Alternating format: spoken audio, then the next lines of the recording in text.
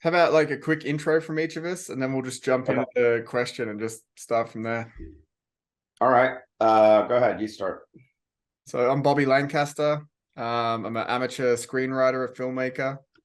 I've also been working in the tech industry for the last 15 years in sales and marketing, and spent a lot of the last 10 years studying storytelling, specifically trying to understand the architecture of stories. And over the last few years, I've been delving into depth psychology, particularly Carl Jung and Jordan Peterson, and trying to deepen my understanding of stories based on their work. All right. Cool. So I'm Nathan Richard Phelps. I'm an artist in San Francisco, and I've been working doing art for many, many years, but only recently have found what I think people would call success. And actually, I would frame it as like making it, and making it to me is just being able to support myself on my art, solely from my art, not working for anybody else, and being able to afford San Francisco. And so recently, my company, so I made a split in between my own work as an artist, and then I started a commercial company called NRP Artworks, and it's the application of my artistic interests and my primary expression artistically and with the commercial company is murals, but we're also getting into large scale fabrication, and then that's being applied to biotech more than anything else. So I help builders develop spaces that are creative and interesting for scientists to work in, and that's taken the form of everything from it's basically a creative director role, which is something that I've kind of recently come into. However, the entire artistic pursuit is based off of my spiritual experiences that I've been encountering for the last few decades, and the artistic side of my life is a reflection of the spiritual development and insights that I've had. And so I use the artistic side to be able to understand the deeper parts of my own inner experience, and then the process of externalizing those encounters takes the form of my artwork, and then that can ultimately be applied to architecture. And so it's been an interesting and all this has just been like a discovery. Like, it was never a plan. It just kind of like one thing led to the next and led to the next, and then now you kind of turn around and look in the rearview mirror, and you realize like, oh wow, this pattern is kind of perfect and obvious, but on the front side looking forward, you're like, I have no idea where this is going. And so this dichotomy between the inner and external dimensions are what I'm fundamentally interested in, and I think something that you and I are excited to explore, in considering the question like, who am I, and where is the me, and then how do we understand the frame to put that in. And there's all these different philosophies and traditions and religions and personal experiences of trying to really understand, like, where does the me end and the other begin, and what do we do with that, and how do we move through our life in a coherent direction without spinning off and getting lost and then getting sucked into the chaos, because we don't have a frame to put it into. So Yeah. yeah, rough Yeah, overview of. and you texted, and we've been close friends for nearly 10 years now. So we actually Yeah. met in 2014, and we've been discussing these ideas for a very long time. But I'm curious, like, you texted me just over a week ago asking that question, like, how do I locate the me? Like, how do I locate Yeah. who I am as an individual? So I'd be curious to know, like, what caused you to, like, was there a situation that you were in, or like what's Yeah. driving that question? um So as you know, one of my practices is I have some pretty elaborate sketchbooks, notebooks that I write in, which are a combination of visual experimentations with drawing and lines, and that's intermixed with text. Mhm. And so one of my daily practices is I get up pretty early in the morning, and my best time to write and explore things on my terms before the obligations of, running this company and everything take over, is like in between like 4 and 6 in the morning. And so I'm really exploring the questions that we're bringing up right now. I mean, this is like the primary focus of my life, really. And so I remember this quote, which I think my brain is doing this trick of memory thing where it's just like I thought it was this guy, Father Beatty Griffiths, who actually went to Oxford studying literature with C.S. Lewis and Tolkien. But then he went off and joined a monastery, and then he ended up going into an ashram in India. And he has this quote that now I'm thinking is like not even his quote, because I can't find it anywhere. There's no record of it, which is, when I am in love, when I am in love, I care more for the other than I do for myself. But in that moment, I am more myself than at any other time. And it blows my mind when you think about, okay, so you're in love with somebody and you would sacrifice your life for this other person, right? Like especially if it's like your child, of course, but then even if you're in a romantic kind of eros driven, loving, lustful, reproduction based relationship, like you care more for this other person, like and their well-being than you do for yourself. So then so from that perspective, you think like, well, then where am I? Like if there's more of me in the other person, then where am I? And I've been noodling over this for decades. And then you immediately had a response to that, which was, well, a better way of framing it, a more accurate, more psychologically stable and accurate way of saying that is, when I'm in love, I care for the other equally as I care for myself. Yeah, because and I am more myself in that moment than at any other time. So that totally changed the whole thing.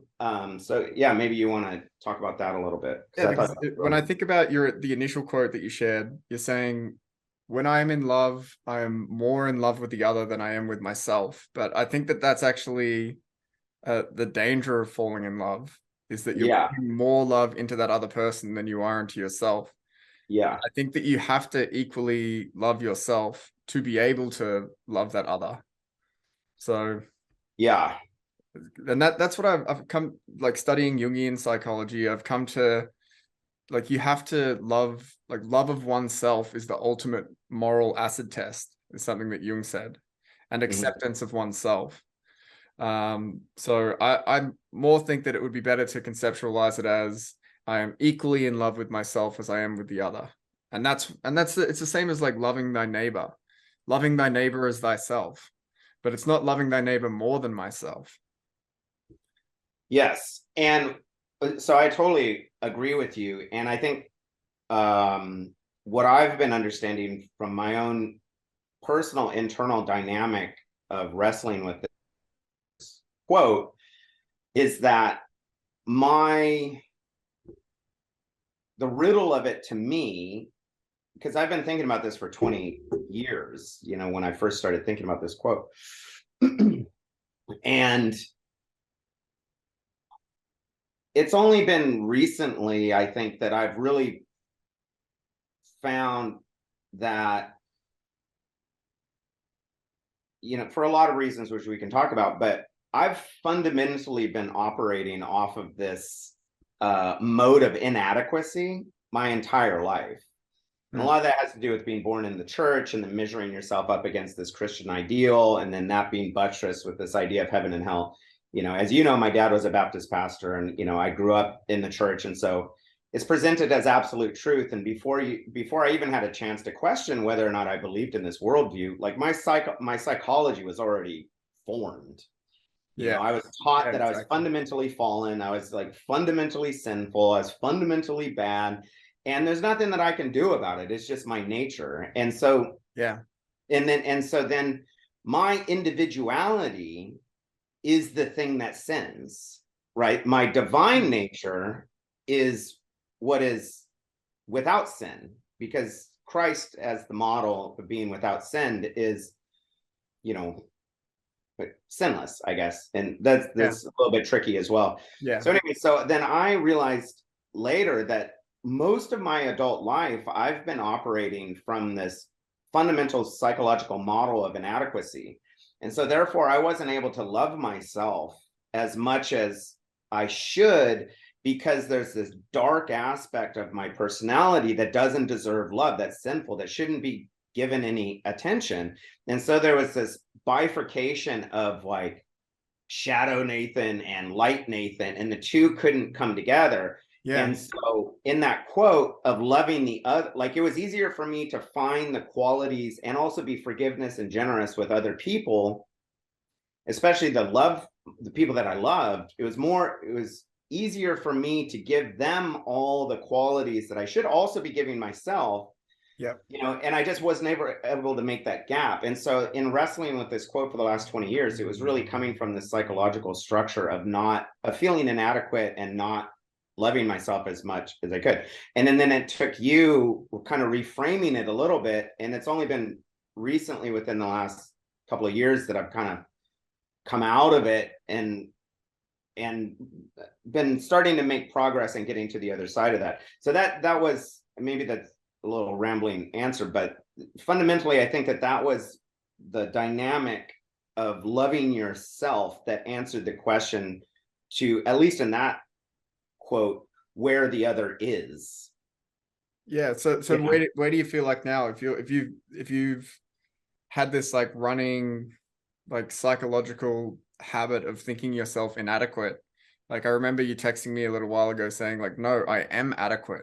So is that kind of where you're at now, and how long does that last? Because here's the thing. I kind of agree with the church view that I'm eternally inadequate. Right. Eternally fallen. The trick. Here's the trick, and this is where it gets really, really tricky. An amoeba is fundamentally adequate because it's just born into the form that it's born into. A tulip is born into, like, its tulipness is adequate, right? An oak tree, is fundamentally adequate in being an oak tree, So the baseline, like all men are created equal, like that's true. Okay. But then if you're an acorn and then you never become an oak tree, you're never able to actually become what it is that you're born to become. So are you really, you're not, so if you fail to make it, there's an inadequacy there. And so what I realized in my life is that it took me so long to become a successful artist. It took like 20 years. And before I met my own definition of making it, I was always inadequate. And so I used that as rocket fuel to drive me. And I reframed that and used it as energy to be able to persevere long enough to be able to get it. And so, okay, when I was in that moment of being inadequate to my goals and my personal development, that's one side that was inadequacy. However, me as a human being, worthy of love, worthy of respect, worthy of, worthiness is, we always should have been the baseline. However, I grew up in the church. So the church fucked me up because it's saying that you're fundamentally fallen. So the church's message in Genesis, it doesn't have to be this interpretation, but it's the interpretation of fundamental inadequacy is pregnant inside of the first moments of humanity's arrival on earth, according to the Bible. So teasing that apart of you're fundamentally adequate and worthy of life and love is one part. And then in your pursuit of your own goals within your own frame and your own value structure that you set for yourself and nobody else sets it for you, yes, you're inadequate because you have not reached your fullest potential. So you need to keep driving on that. But they're two parts, same frame, two parts. And knowing that they're two different parts is critical for mental health. And so that's something that I've been seeing a little bit more And recently. I I don't find know, it what do you think about interesting. that? I find it interesting that you're saying like a tulip is adequate, and Yeah. even an acorn can be that grows into a tree is adequate. But I Yeah. feel like the inadequacy comes in when humans become conscious, because Yeah. then we have choice and we have Yeah. responsibility. But like an acorn doesn't have much responsibility in my mind because it doesn't have control over its conscious actions. And that's why I actually It doesn't even agree. have the ability to deviate. Exactly.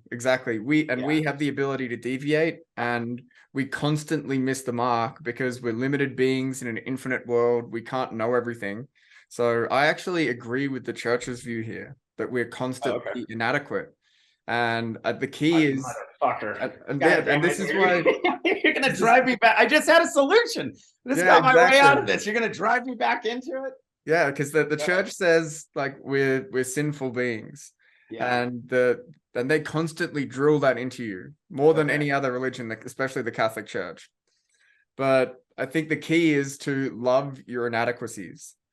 So and it Yeah. sounds like during your artistic journey you kind of did that, even if you didn't do it consciously, because you were saying I felt myself inadequate, but then I used those inadequacies as fuel to make myself better. So I think in a way you have to love your inadequacies and you have to love your sinful nature and love that you're fallen. Because as soon as But now we're changing definitions, because now you're saying that inadequacy isn't actually inadequacy. Because if it's a tool that's part of a, so when is inadequacy truly inadequate? when you aren't living up to your ideal. Okay. That's kind of my definition of inadequacy. It's not so much about whether someone else judges you as inadequate. It's like I have this goal of doing X and I'm not living up to it. I'm inadequate towards my own goals. Right. Okay, but then there's also, but then, I live in San Francisco, right? And there's this epidemic of zombies here, right? Like you walk downtown and there's people that are in such a fugue state that, you can be like, hey, yeah, whatever, hey, over here. And these people are just, they're just gone, I mean, obviously they're on drugs and they're, whatever, but they're just not here. Like you can't, like it is impossible to even connect and say, like, this is reality, not that. So there's a fundamental inadequacy to come up to even the most basic level of human responsibility that we all expect if we're all going to live together and share space, right? And so there's a level of inadequacy there that is independent of the individual and whether or not they feel like they're doing fine or they're on their own personal journey or whatever it is. Like there's a societal down pressure to be able to say, hey, you can't fucking, throw shit on other people while they're walking down the road. You can't yell at children. You can't leave your needles, even though, politically we got different, I don't know, whatever it is that's going on in San Francisco that makes that allowable, in just a very real way, there's a certain level of responsibility that we all need to come up to. And so there's an inadequacy on that front that's independent of how the individual feels about themselves. So how does that play into? And I get that because there's like a cultural judgment about adequate behavior. So it's like the culture saying to you, you're inadequate. But I still think that grounds out in individual action and individual responsibility, because that individual has a conscience that tells them when they're about to do something that they shouldn't, don't do that, and they do it anyway. So it's an inner voice that's telling them that they're inadequate. Sure, the culture is as well, but I think it always grounds out in individual conscience about whether you're adequate or not. Okay, so now is it fair to link that to a sense of truth? Like, Yeah. does the voice Yeah. that comes, that little voice that says, hey, you're doing a good job or you're doing a shit job, like, is that, now does that, how close is that voice to truth, in your It's opinion? very, very hard to say how close it is, Yeah. but it's closer than not in a way. Like, I think it's Yeah. always guiding you towards your truth. Whether it's Mhm. fully true or not is very hard to say. Because if I'm going to do something and my conscience tells me not to, and then I don't do it, I am acting a little more in truth. But is it some pure truth? It's almost impossible to say. Well, yeah, and this is like kind of where Peterson, Jordan Peterson comes in, and he talks about mapping the territory, because you have to have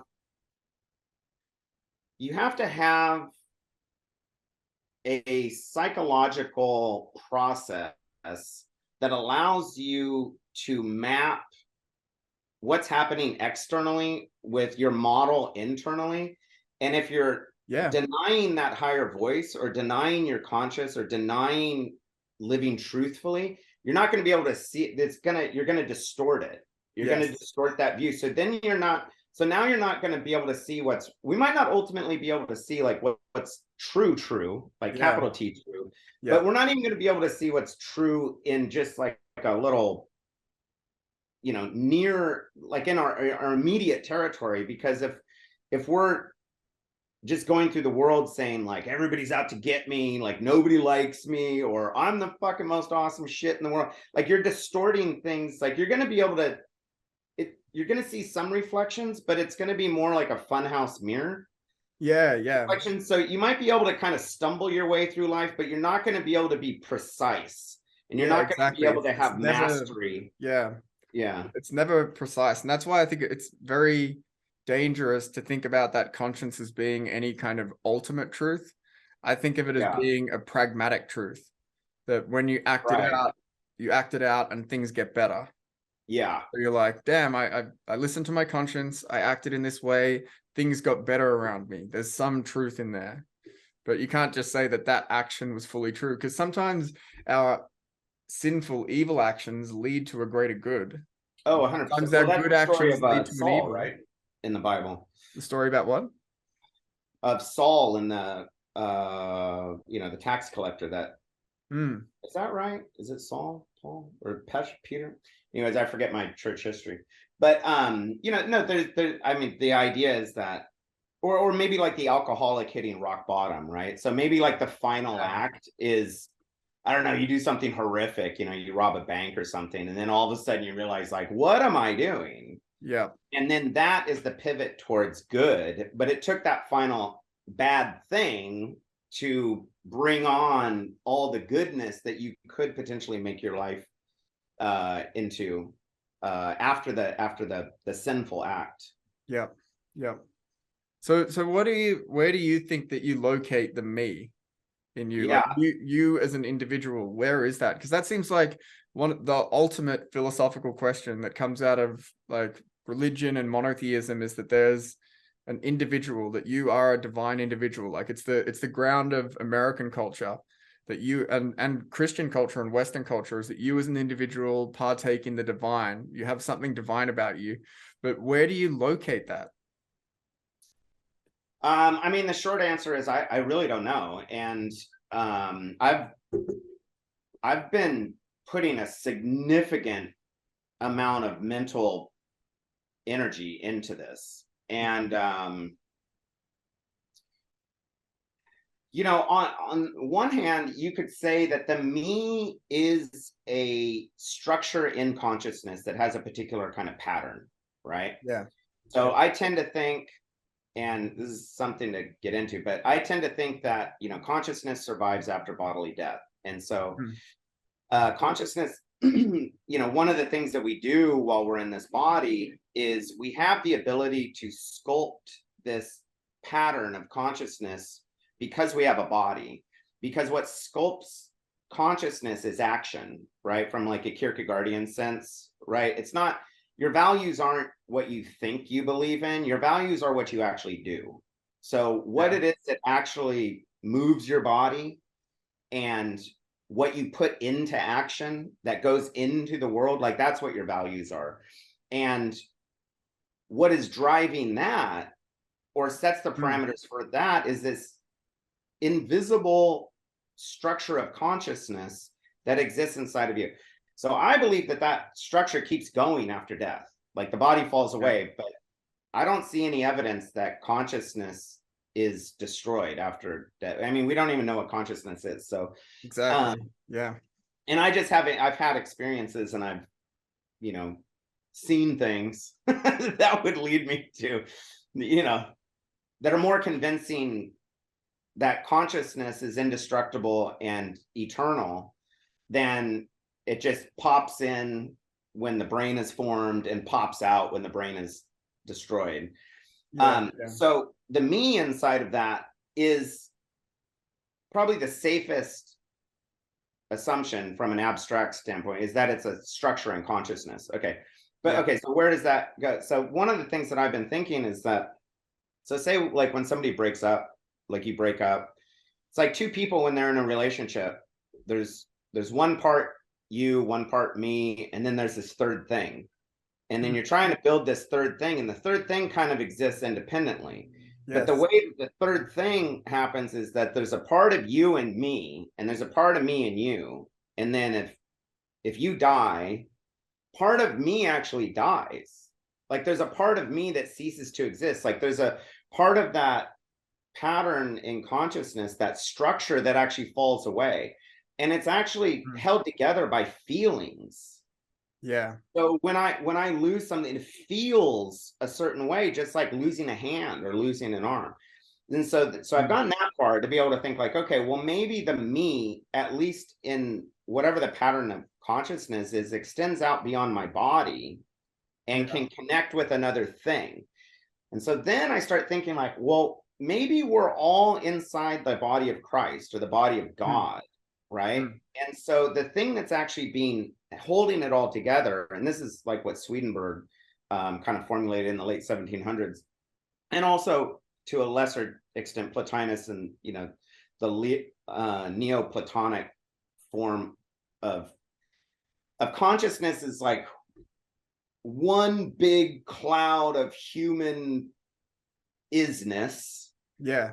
You know, from lowest to highest, and then we're all individual kind of cells within that body. Yeah. And so then it becomes a lot easier to say like, okay, the me is my own personal node, but then it's also connected with this big node of like the species as all connected. And this might be where Jung is thinking about the collective unconscious. Exactly. But then there's little meannesses that are even in the unconscious. Like I was just listening to this documentary on Kurt Cobain and when he died. And I remember being in high school when he died, I was like devastated, you know, like it really affected me. And so then I was kind of thinking like, wow, like maybe there was a part of me in him, or there was a part of me in the big body of consciousness that he illuminated. And then I had a little piece in there. And so, okay, so again, where is the me? Well, yeah. You know, it seems like I don't know. The me isn't just locally in me. Yeah. That when you act in love, I think it could be, or some feeling that part of me can transfer to you, part of you can transfer to me. And then that's in the body of Christ, or that's in the body of God or something. It seems to be. It seems to ground out in Christ and God. So then that seems like it could take the form of the solar system, right? So then I think of like the sun, right? The S-O-N, the Son of God, and the sun, the S-U-N, like soul. And then you think of like the heliosphere, the heliopause, right? So people don't realize it, but we're all inside of the sun right now. Right? Like we're inside of the atmosphere of the sun, and that's all photons. That's all like we know that when stars die, like everything that we're made of here comes out of a sun. And if consciousness is married to matter somehow, like maybe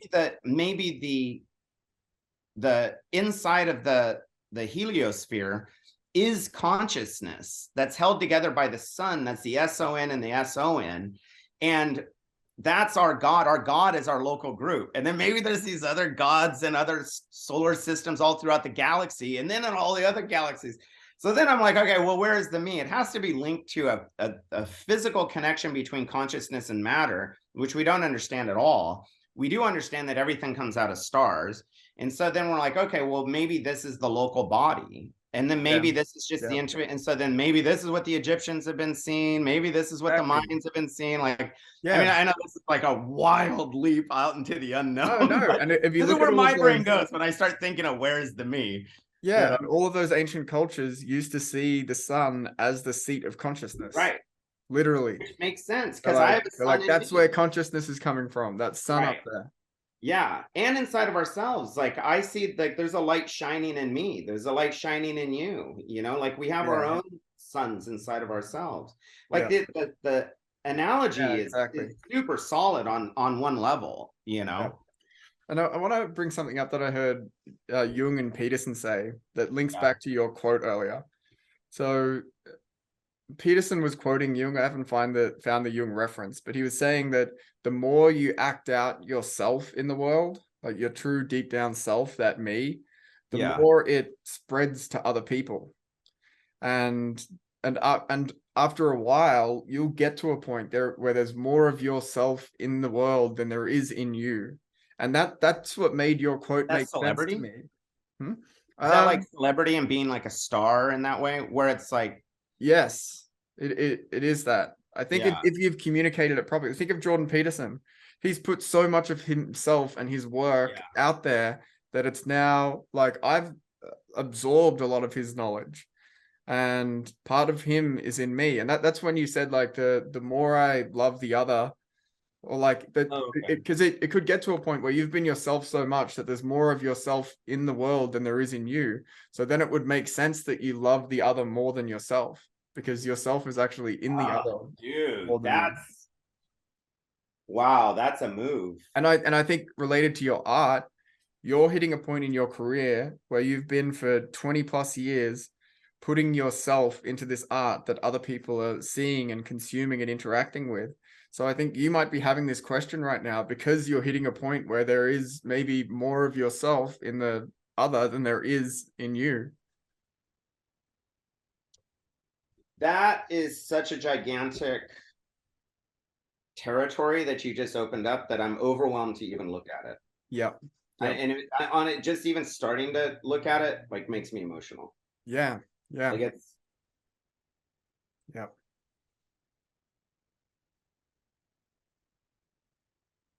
Yeah, I mean, it's actually a painful thought for me. Like it actually hurts to look at that. Why do you think that is? Because it's so beautiful. Yeah. Yeah.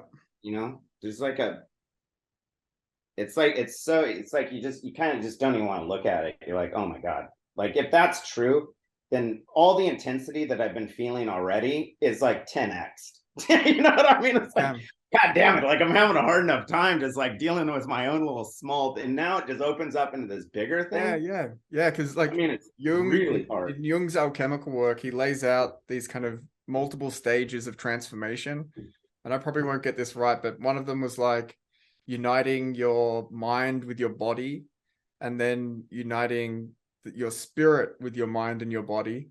But the third level and the last level of his like individuation process is when you don't see any separation between you, between your experience and the world.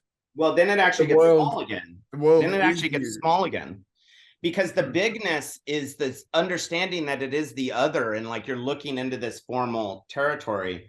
But then when there's no distinction between other and self, it gets small because you're like, oh, this is me. Yeah, it's all you. That's interesting. Yeah. That's interesting. Yeah. But that can also be like an egotistical inflation to think, oh, yeah. I am everything. Yeah. Well, that's what all the gurus do, right? The gurus, you know, all the most powerful gurus, like Adidas was a big one on this. Like he would do this move that I always saw as like he would take a candle and he would like, this is all metaphorical. This is just what I saw in my mind. He would like light a candle, right? And light it. And he would be like, I am the light.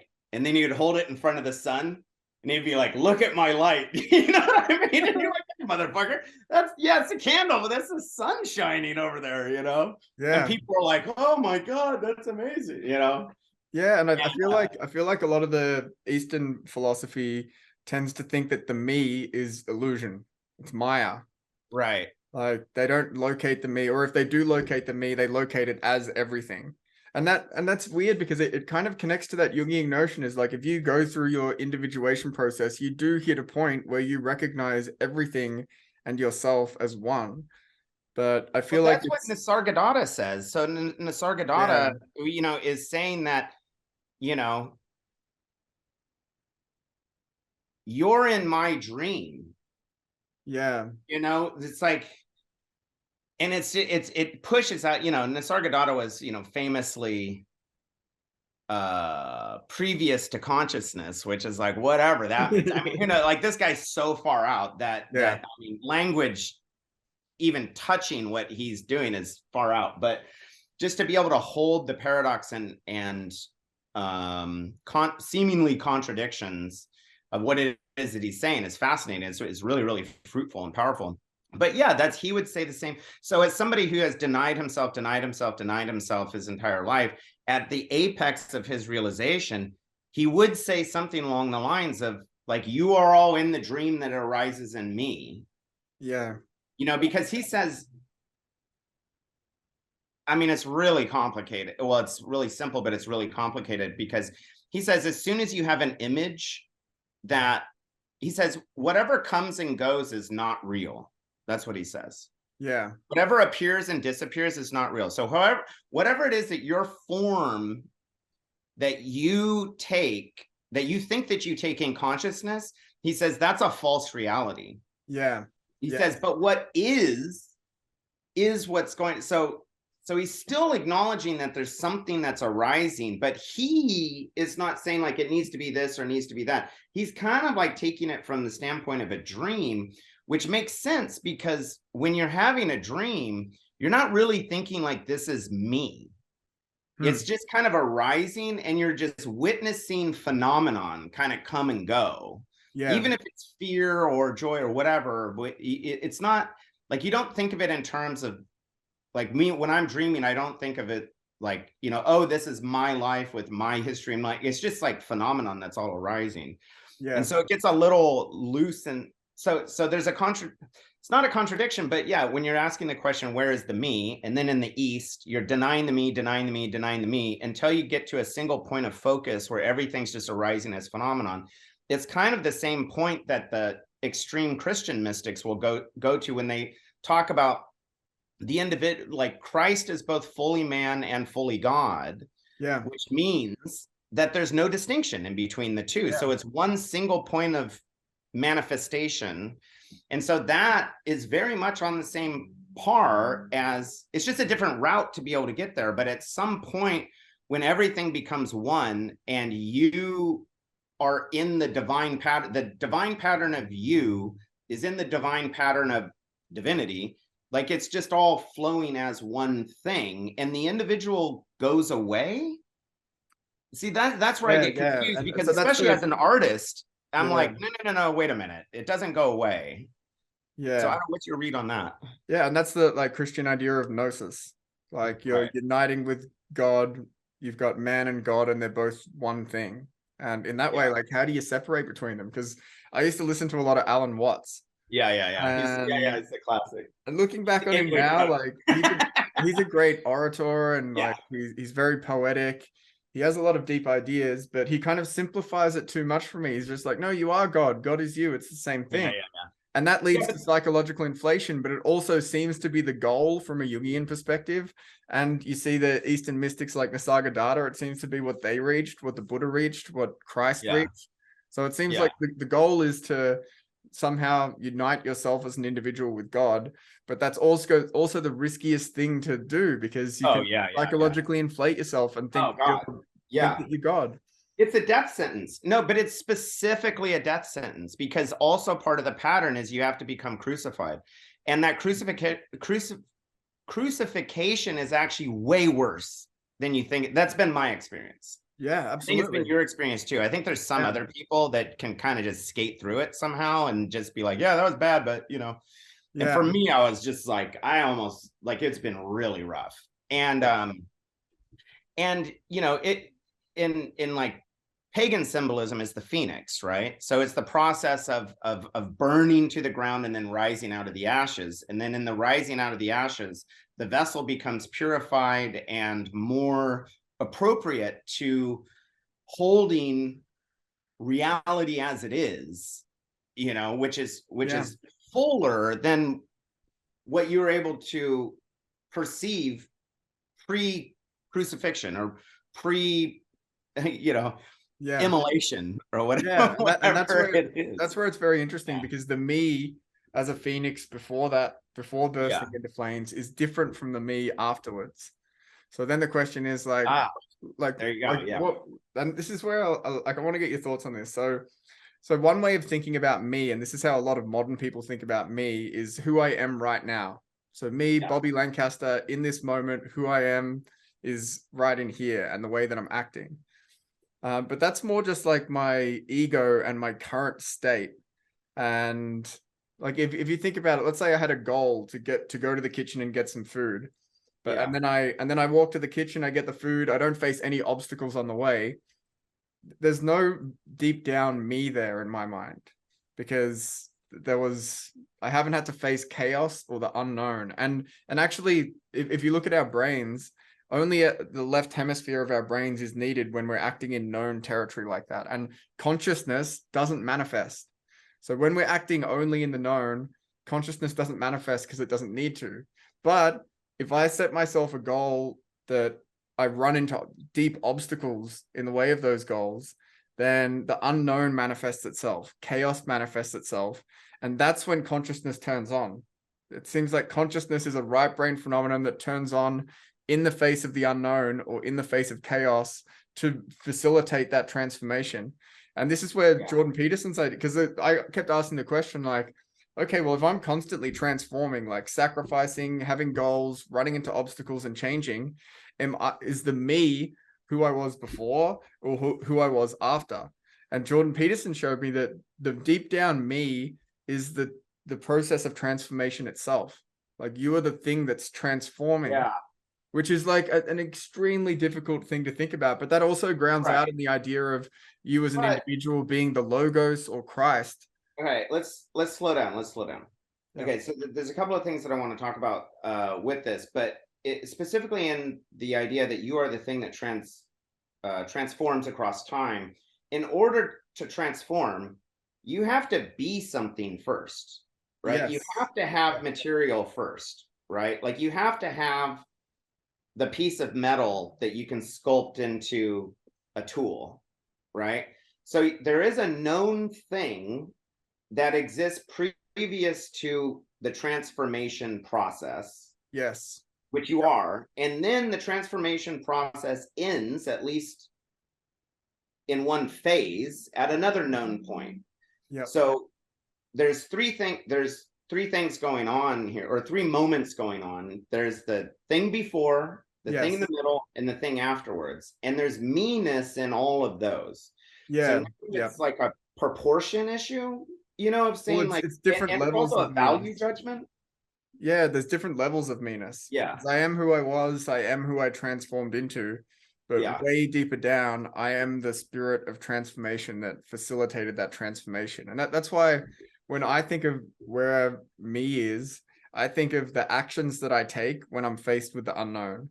So when Yeah. I'm in a complex, chaotic situation where I've got a goal and seemingly insurmountable obstacles to get to that goal, the Uh-huh. actions that I take at that moment is when consciousness arises and when I really get to know my character.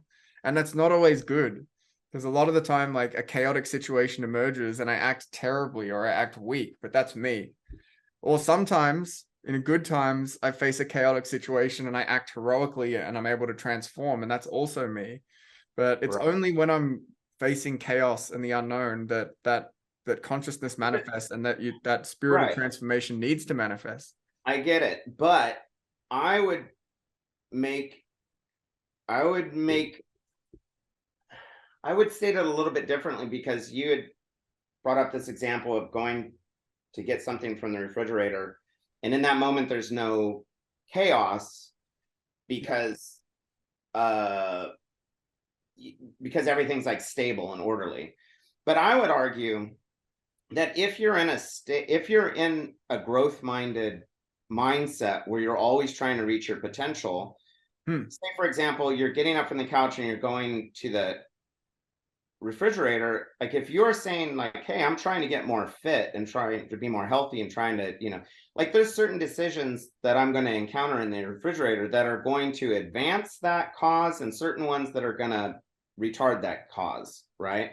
So if you eat the cake, you're going backwards in a way, but if you eat the apple, you're going forward, And so that's a fundamental relationship with chaos because you're still encountering potential. And because potential, right? So there's no, like, even there might be these moments where it's like you win the gold medal at the Olympics and you're up on the podium and you get the full glory of the national anthem raining down on you, where for the length of that song, you can bask in the moment of like, I did it, I did it. And as soon as that ends, you're like, go on. Now I'm fucked because now how am I gonna outdo that? Like now what am I going to do in my life to kind of keep this process going? Because now I've created this value structure of high level achievement, but I don't have a goal. Yeah, exactly. And this is what happened to Michael Phelps. Michael Phelps, after he won all of his gold medals, he got suicidal. Yeah, exactly. Like, well, nobody fucking talks about that. Yeah, nobody talks about that one. I mean, that's valuable information. Because I notice that goes on all the time. If I have like a good successful show or I accomplish something, like there's a back end to that dopamine, serotonin depletion. Yep. You use it to be able to be like, oh my God, it's transcendent.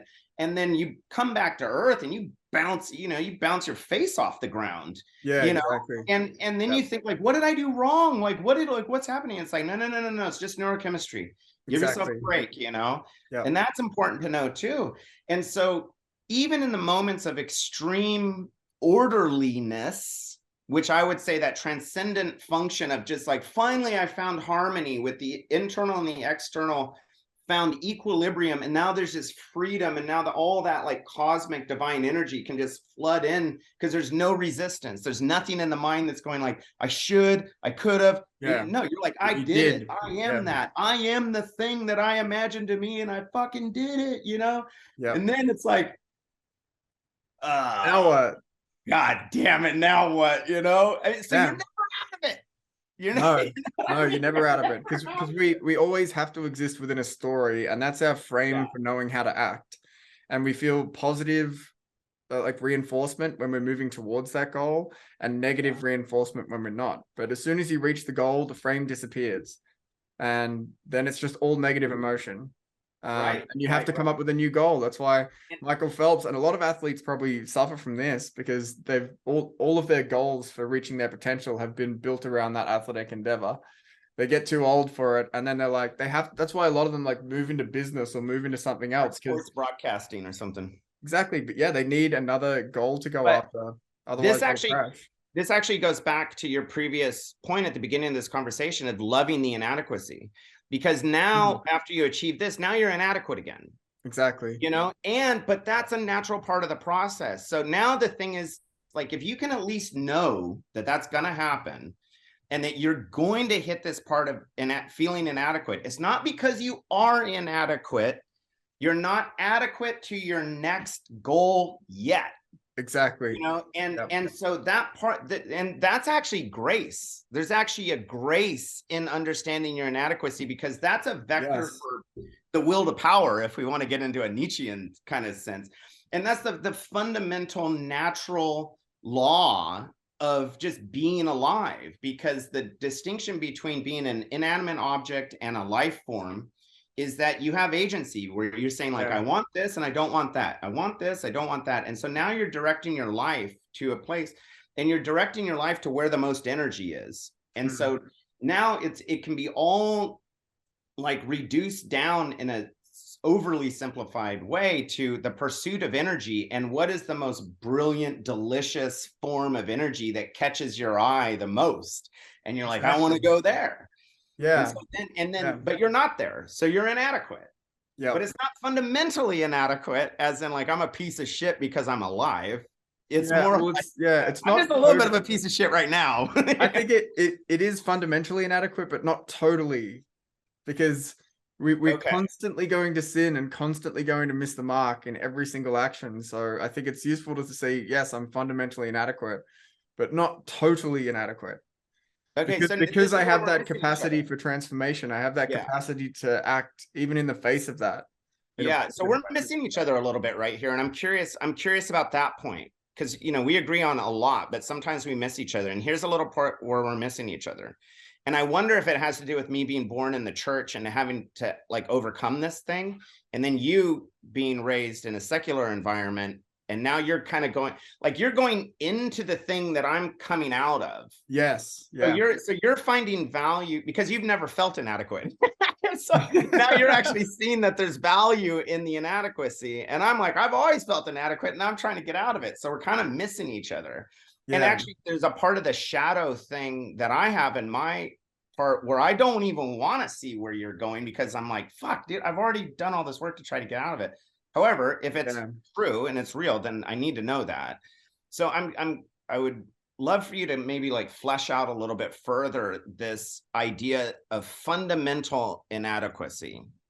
Yeah, so we're limited beings in an infinite world. We can't contain all knowledge. There's always unknown out there. So every single action that we take is sinful in some way. Maybe only in a small way, and maybe we're always missing the mark. More good in it, but we're always missing the mark. Yeah. And that's why, like, the Jungian idea of consciously understanding the shadow, it's consciously understanding your own capacity for sin. And that capacity, like Jung says, reaches all the way down to hell and to this satanic spirit that's in you that wants evil and wants sin. And until you fully accept that, you can't be good.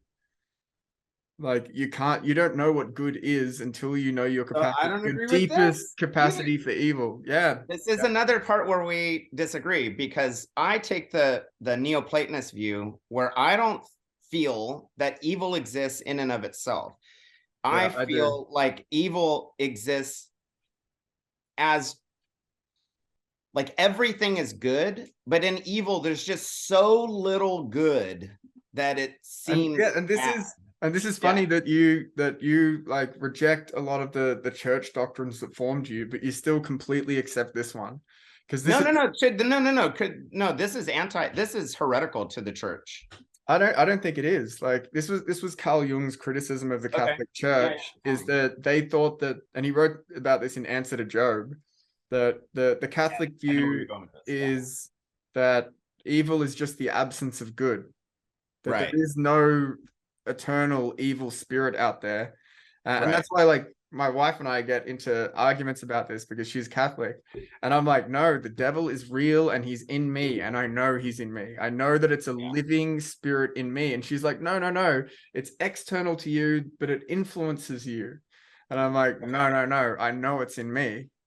So I believe that it's still in me for sure. So I'm seeing like what I'm acknowledging that there is evil, and that there is an evil part inside of me. I accept that. Yes.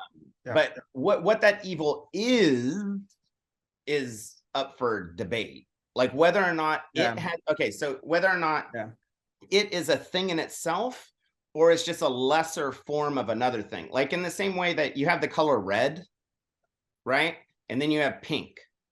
And then you're like, okay, well, they're two different colors. Well, in a way, they're two different colors, but in another way, it's just very, very little red. Yeah. With white. It's like a shadow, right? Like you think like, oh, okay, a shadow's a thing. No, it's not a thing. It's just a very, very little amount of light. Yeah. You know what I mean? So that's what I'm thinking of evil as. However, I could be wrong. And I mean, I'm not married to that idea. It's just the one that makes the most sense to me right now. So I'm completely willing to grant that you might be right. And I think there's a middle ground there, because I'm saying, yes, there's an eternal spirit of good in God and Christ, and an eternal spirit of evil in something like Satan. But they ground out in the same thing. And that's what Jung gets at in Answer to Job, is that God contains Christ and Satan. He's both of them in one thing.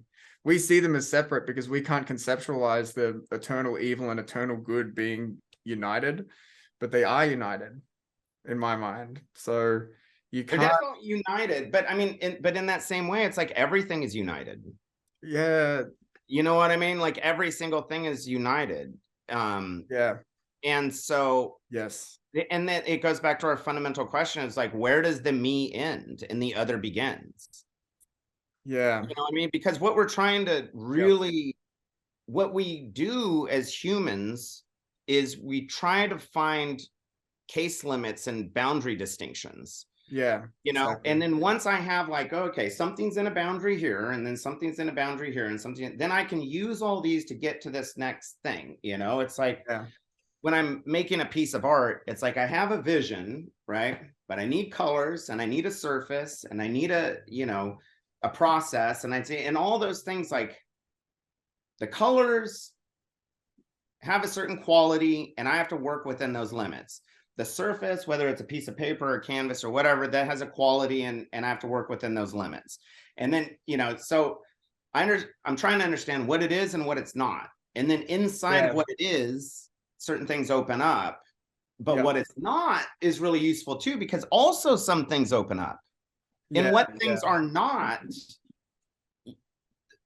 reality possibilities open up. I mean, maybe that's just the nature of living in infinity, but but trying to find the line and at least draw an accurate and that's what we do as conscious beings, is categorize things and draw lines, because we have to, like, because we're limited beings, we have to try and categorize things and name things. But this is where I love the Jungian idea of the Ouroboros, which isn't even a Jungian idea, it goes way back, or the dragon of chaos, because it contains all opposites. It contains good and evil. It contains dark and light.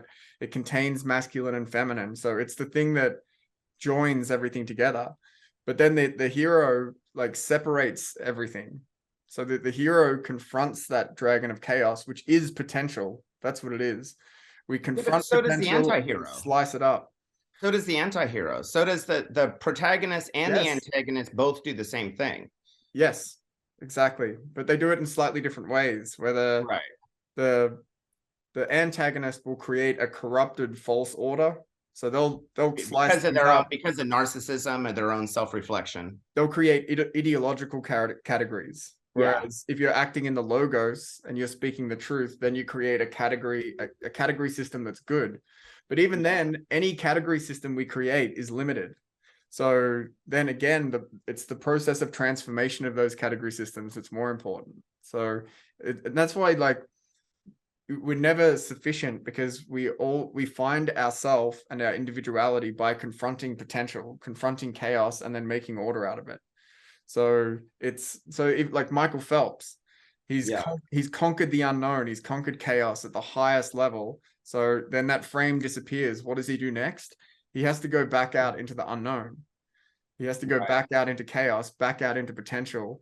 And then the question is, like, how do you know how to do that? Like, how do you orient towards that? And Jordan Peterson's like conclusion in Maps of Meaning is that it's our sense of interest and meaning that guides us there. And he links it back to our neuropsychology. There's something called the orienting instinct. So if I'm walking down a street and I hear a loud crash behind me, then instantly my body will turn around towards that. And while I'm turning around, my right side of my brain and consciousness will generate hundreds of images of what that could potentially be. And that's our sense of meaning, and it's biologically and physically grounded. So he's saying that, like, when we have that sense of, like, look at this anomaly, that's our sense of meaning telling us to look at that. And that's why his conclusion is that we have to be self-interested primarily, because your own individual sense of meaning is the thing that's going to guide you into chaos in the right way. And that's why, like, over the last 5 years, I've been like writing these scripts, and like, where do these ideas come to me to work on these particular ideas? But I've learned to trust that. I'm like, I don't know why, but my sense of meaning is guiding me here. And Peterson links this back to good and evil. So when an anomaly manifests, like that car crashing from the unknown, if I ignore the anomaly, that's evil. If I confront the anomaly, that's good. And that's like his fundamental definition of good and evil in a way, is the way that I behave in the face of an anomaly that's coming out of the unknown. Because if I ignore the anomaly, like something bad happens in my life, let's say I like went out on the weekend, got drunk, acted terribly, and then the next day I just ignore it and I'm just like, doesn't matter about all that, forget about it. I'm not confronting the anomaly and the unknown, and I end up thinking that my current knowledge structures are fully sufficient, which is the ultimate egotism. So that orienting reflex that like points us to meaning and interest in the unknown is what should be our guide. And he's saying that that sense is divine. It's like God telling us what to aim at. And it's like our destiny in a way. And I think we that's why there's that idea that like God has a destiny for each of us. And I think you discover that by following your sense of meaning. Because it seems absurd to me, because a lot of the ideas that I'm focused on now, it's not that I came up with those ideas to focus on that. It's not that I'm like, oh, this is what I'm going to work on. It's almost like it came to me as a vision. It's like Jung's idea that you don't have ideas, ideas have you. Right. So it's like your potential is calling to you from the future, telling you what to focus on to become to become more. Yeah. And it's like, it almost feels as if your potential has agency. Yeah, Like exactly. potential is kind of like navigating, is you're looking at the future going towards it, but then it's also looking back, and the medium in between is life, and it's trying to tell you, all right, I see the same obstacle you see, and this is the way to get around it. Yeah. So it has to kind of make decisions, because it has a bunch of different possibilities that it could take. So it has agency on its side, even though it like almost already exists. Yeah, and who's making those you decisions? have agency on your side. Yeah. Who makes But then those where decisions? is the me? Again, where is the me? Yeah. If part of me is in my potential and it doesn't exist yet it's acting with agency. Yeah. Tell me where it is. Like, where the fuck is that? Yeah. That's beyond space and time or whatever. And yet that's the most important thing. That's the most important quality of my life, that my life will either flourish or fail based on my relationship with that thing. And I have no idea what that is. And honestly, it's terrifying. Yeah. Because now what am I doing? So now I'm just a pawn in some sort of like supernatural overlord that's just like, and how do I know that it has my best interests in mind? Like, how do I know that this thing, like, where, like, okay, so you're like, well, it's God, just trust us. Well, look at fucking what happened to Christ. Yeah. God the Father put Christ up on the, like, I don't want that. Yeah. You know what I mean? Like, look at all these other people, like, look at all these other artists that just went down in a fucking blaze of self-immolation, or all these other heretics in the church, like Joan of Arc, who followed her, what do you fucking do? Like, what do you do? Like, you start to get on this level, and all of a sudden you're like, whoa. Yeah, you want me to be crucified? Yeah, like this is the highest expression of love. Yeah, I thought you were looking out for me. You want me to reach my highest potential, and my highest potential is accepting my own crucifixion. Right. Yep. But on some level, like once you get there, it makes sense. So in the same way that you can turn around, like if I would have known all the things that I would have had to gone through to be able to get to where it is that I'm at right now, from that perspective looking forward, I'd just be like, dude, I am not up for that. Like I can't do that. But now it's like I've gone through all of that, and all of that suffering is a form of grace, because it's brought so much clarity and so much strength. And because I've been tested so intensely to the extent of everything that I have in my mind, that now I know that I'm a real artist, that I'm like authentically, like I've taken it to the point of it just all, like every framework I've tested it and suffered tremendously. And at the time I'm just like screaming at God, saying like, what the fuck is this bullshit? Like how it's just cruel. Like I remember in my most painful moments, I would just be looking and just be like, this is so cruel. Like, and it's kind of like a Job sense, you know? It's like, Yes. why? Like, why are you doing, like, am I not already fucking doing everything? Like, I'm doing everything. I'm doing, you know? Yeah. Yeah, it's fucking rough, dude. But then you get to the other side, and then it's like, it makes sense. And you're like, Yeah, oh, exactly. God. And all of a sudden, I'm glad to go through that. And so then, you know, so then you get to the other side of this impossible situation. And maybe that's what Christ went through. He got off the cross, you know, whatever, had whatever that experience is, you know, turned around and was like, wow, I'm really glad that, I mean, it's weird to put it in layman's terms like this, but Yeah. you know, on the other side, I guess we just have to trust that on the other side, it makes sense. Yeah, but right exactly. now it doesn't. Yeah, it's like, it reminds me of Christ in Gethsemane. Like he drinks from the like the cup of life, I think it is, and it's a bitter drink, and he has a vision of his crucifixion. So then he accepts it and still acts it out. He knows what's going to happen. He knows he's going to be betrayed. He knows he's going to be crucified, but it's like he makes that what he wants. He's like, okay, that's my goal, even though it's going to be the cruelest thing imaginable for me. Well, he also says, Lord, take this cup from me. Yes, but then he drinks it. But then he drinks it. Yeah. Yeah. Well, and that goes back to like, so where do these thoughts come from? You know, because in a way that's Christ. And he's like, I am going to sacrifice the me, my idea of me, to go into this greater me that I don't understand yet. And I don't want to do it. And I'm trying to negotiate with this thing. I'm trying to say, like, is there any other way we can do this without having to go here? And then the higher order is like, no, that's it. This is the way. You have one option and one option only. And your decision is either yes or no. If you say no, you're never going to become your highest potential. You're never going to know truth, because this is the truth. Yes. This is what you have to do. And on some level, you decided, even before this whole thing got going, like, you decided that this is what you want. But now there's a small part of yourself saying, no, wait, no, I don't want it. I don't want it. I don't want it. Yeah. Wait, yeah, I do. No, I don't. Yeah, I do. No, I don't. You know? Yeah. Even Christ on the cross, his last words as he's being crucified, he's like, why have you forsaken me? Because he still can't accept that pain. But then in a comedic fashion, he's resurrected. Happy ending. He comes back as something transformed. So when we accept that path that God points to us to become better, even if it requires us to sacrifice part of ourselves or even all of ourselves, we have to have faith that something better is going to come of it. And even though that's the thing, like, even though, like, and it's a feeling. Here's the fucking thing, dude. The entire thing is a feeling. Yeah. Because you can own, it's like when you fall in love, right? And all of a sudden this feeling happens and you're like, damn, like, I have to do this. Like, it's just a sensation that occurs, but this quality of this sensation has like truth in it. Yeah, exactly. Like, oh, this is what truth feels like.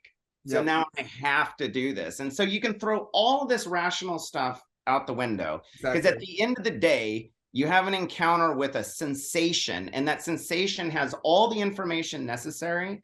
And you just have to start walking down that path. And then it just keeps revealing itself. And it's fundamentally a feeling. It's a non-rational. So in a way, the rational component is a bit satanic, you know? Yeah, exactly. And that's why it's a leap of faith. Yeah, once you distort it through the once you take this divine impulse to being and life and love, and you distort it into the rational, you elevate the rational above its proper place. And then you let that guide you, and that takes you off course, and that takes you into the darkness rather than the light. So it's fundamentally a satanic impulse. Yeah. And then you start creating, that's crazy thinking, but then you start creating Towers of Babel. So like Nimrod, who built the Tower of Babel, I bet he had a feeling of oneness with God at one stage, and he's like, we can be one with God. But then his intellect got into him and said, well, God's up there and we're down here. Like, the best way for me to be one with God again is to build a tower that reaches all the way to heaven. Which is reasonable. Yeah, exactly. You know, it's kind of a smart idea. Exactly. Reasonable. until it's not. And then he creates an ideological narrative that convinces everyone to help build the tower with him. He tries to get everyone under one language, so everyone's speaking the same language. So he like restricts language so that he can control people to build the tower. But then God comes and tears the thing down, because any rational structure that overreaches and doesn't take into account the irrational will get torn apart. So that, I think, like you said, the intellect is the ultimate risk for that satanic instinct. And that's why like Mephistopheles in Goethe's Faust is like highly intellectual. A lot of evil characters are like, they put the intellect above the irrational. And right, even Einstein said this. He's like, if you put the intellect above the irrational, you won't come up with anything new. You've got to put the irrational above the intellect, and the intellect should be in service of the irrational. But that's a leap of faith, because like you said, it comes to you as a feeling, and then you've got to follow it without reasonably and logically being able to know why. yeah, but and then the rational seems to be like a sharpening mechanism. So the big impulse to move has to be irrational and based on a feeling, and then the particularities of what shoes am I going to wear for what the ground is that I'm walking on and how far I have to go, it has to be thought through and rational. However, to get from here to where it is that I need to go is irrational. Like why do this? You're like, because I have to. And you're like, okay, boom, that part's done. Now it's like, how am I going to do it? Yeah. No, okay, so the why is irrational, but the how is rational. So now there's these different domains that you have to, because they're all just mental tools. Because the rational is also God-given. Exactly. You know, the rational was also, you know, comes from the same place as the irrational. So they just have to be, you have to know when, you have to know proper domains, and that takes forever to figure out. And it only comes through just tremendous failure and pain. And most people just give up. And then most people just look at somebody else and go, just tell me what to do. Just, exactly. Just fucking tell me what to do. This is, I'm tired. Because following these like this shitty job, you know what I mean? Following these irrational instincts of meaning with a leap of faith into the future is killing me. Just tell me what to do. Yeah. Like it's brutal. Yeah. It's brutal.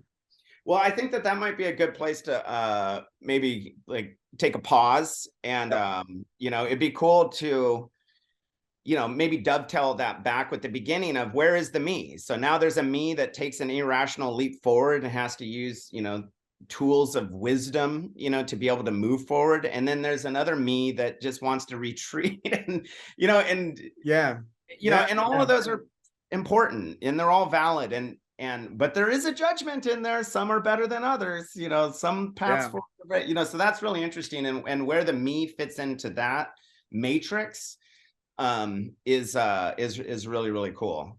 So you want to like tie it up in a bow for now, and then maybe continue whenever we're going to do this next? I have no idea. Yeah, definitely. Like for me, like I said, like I think the me is to be found in the actions you take in the face of chaos, because that's when you're confronting potential. And you're guided by your sense of meaning into that. But you're also who you are now and who you'll be after a transformation. And you're also the positive thing in you that's guiding you forward, and the negative thing in you that's guiding you back. So it's full of paradoxes. And I don't claim to have any of this fully worked out at all. But I seem to keep going back to the point that the real deep down me is the spirit of transformation itself that's within me, that's grounded in the Logos, grounded in Christ, and somehow grounded in God and my God image. But then anytime I try and articulate that deeply, it's all the boundaries disappear. So I can't. Yeah, well, it's worth chasing it down. And I think, you know, any sort of advance through just articulation and shared vision is a benefit, because there's only so much I can see, and you help me see places that I can't see. So it's of tremendous value to me, and I just really appreciate it. Yeah, me too, mate. Let's continue these conversations. Okay, cool. So bye for now. All right. Love you, mate. All right. Love you too. Later.